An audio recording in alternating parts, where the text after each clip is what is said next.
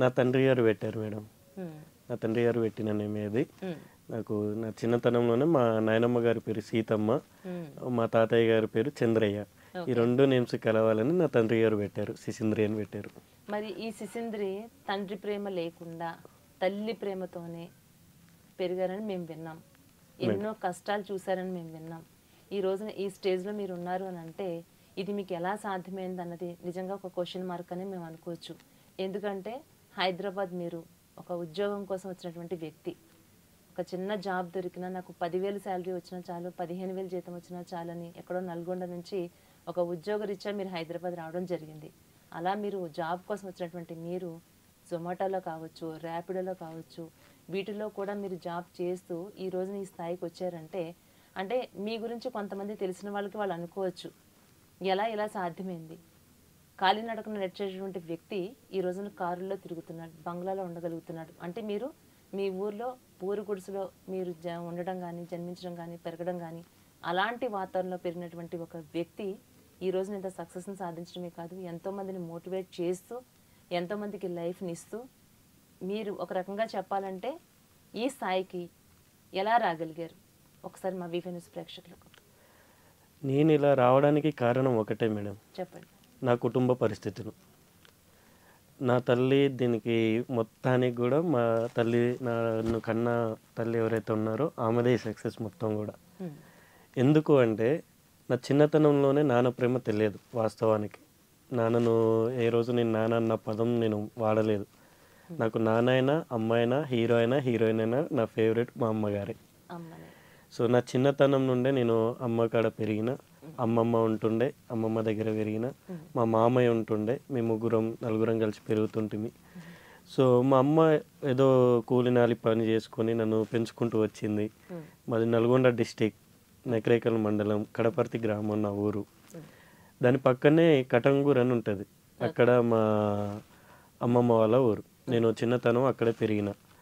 అక్కడ పెరిగినప్పుడు మాదొక చిన్న పూరి గుడిసే, నార్మల్గా ఒక 10 ఫీట్, ఒక 15 ఫీట్ వరకు ఉంటుంది అంతే. ఇటు చూసుకుంటే ఒక 6 ఫీట్ ఉంటుంది. సో మీకు ఐడియా ఉండుంటే నా చిన్నతనంలో నేను చిన్నగా ఉన్నప్పుడు వర్షం పడ్డది అనుకోండి, మా అమ్మమ్మ, మా మామయ్య, మా అమ్మ ఏం చేస్తుండే, ఎక్కడైతే కురుస్తుందో అక్కడ ఆ గిన్నెలు పెడుతూ ఉంటుండే.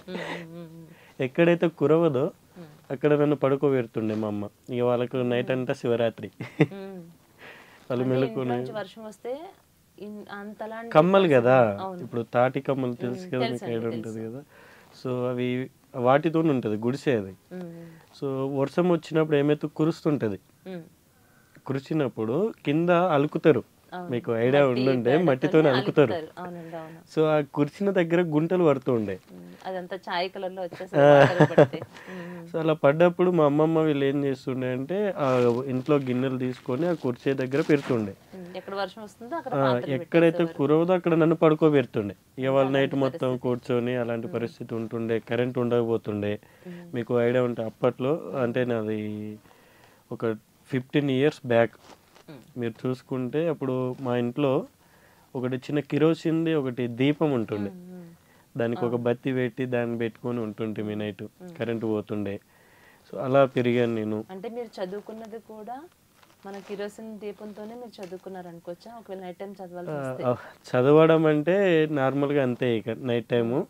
సో ఒకవేళ మనము ఈ చదువు ఏదైతే ఉందో, ఈ చదువు కూడా నాకు కలిమేర అని ఉంటుంది పక్కన. ఒక 3 kilometers నడవాలి స్కూల్కి, ఒక 3 kilometers నడవాలి ఎవ్రీడే. సో వెళ్తూ ఉండేవాడిని, వస్తూ ఉండేవాడిని. అమ్మమ్మ వాళ్ళ ఊర్లోనే ఉన్నారా? అమ్మమ్మ వాళ్ళ ఊర్లోనే. చిన్నతనంలో మొత్తం అక్కడే పెరిగాను. నా 5th class వరకు అక్కడే పెరిగాను. కానీ నా 5th class తర్వాత మా నాన్నగారు చనిపోయారు. చనిపోయినప్పుడు నన్ను ఇక్కడ నుండి తీసుకెళ్లారు. అప్పుడే నేను ఇక్కడ మా నాన్నని చూడటం అనేది, కొన్ని కుటుంబ పరిస్థితుల వల్ల నన్ను ఇక్కడ ఉంచారంట. అప్పుడే నేను అక్కడ చూడడము. అంటే మీ నాన్నగారు ఎప్పుడైతే చనిపోయారో, ఆ చనిపోయినప్పుడు అక్కడికి తీసుకుని వెళ్తే అప్పుడే చూశాను. ఇక అది ఇప్పటికీ అలా మైండ్లో, నాకు అదే మైండ్లో ఉంది. ఆ రోజే నేను నాన్న హాస్పిటలైజ్డ్, అంటే చనిపోయే ముందు నాన్న హాస్పిటలైజ్డ్ అయినప్పుడు ఒకసారి నన్ను కల్పించినప్పుడు నన్ను నాన్న నేను అనడము, ఆయన కొద్దిగా దగ్గర తీసుకోవడం, అదొక్కటే నాకు గుర్తున్నది. ఇక నాకు మొత్తం కూడా అన్నీ అమ్మనే చూసుకుంది. ప్రతిదీ కూడా నేను అంటే మీరు పుట్టినప్పుడు మదర్కి ఫాదర్కి ఏమైనా గొడవలు ఎట్లాంటి ఏమైనా జరుగుతుంటే సపరేట్గా ఉండాల్సి వచ్చిందా? అంటే మీరు 6th క్లాస్ వరకు అంటే అవును ఇంచుమించుగా మీకు ఒక 10-11 ఇయర్స్ ఏజ్ వచ్చింది, కానీ అప్పటి వరకు నాన్న ప్రేమ ఎందుకు మీరు మిస్ అయ్యారు? మిస్ అవ్వడం అంటే అంటారు కదా, జగమంత కుటుంబం నాది ఏకాకి జీవితం అది అని. సో అలాగా నాకు కొన్ని కుటుంబంలో అమ్మకి అప్పుడు కొన్ని ఇబ్బందులు జరిగినాయి. మా నాన్నగారి తరపున కుటుంబం పెద్దది, చాలా పెద్ద కుటుంబమే. 2 మేనత్తలు ఉంటుండే, ఒక పెద్దనాన్న ఉన్నాడు, 3 బాబాయిలు ఉన్నారు. అయినా కానీ ఎవ్వరూ మాకు సపోర్ట్ చేయలే.